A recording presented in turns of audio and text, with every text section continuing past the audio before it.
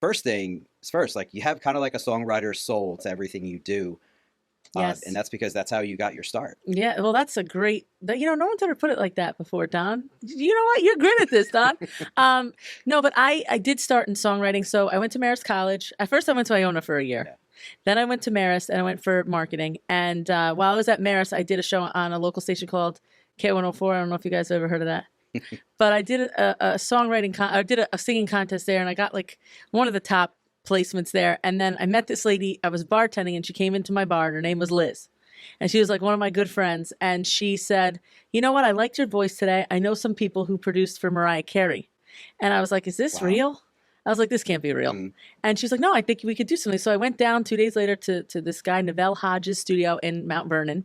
And he, in fact, did produce for Mariah Carey. But, she took on a bunch of artists from that contest that day. Mm. And her and I just became best friends. Really, nothing really ever amounted from that. But I did meet a ton of people. We had a big show at BB King's.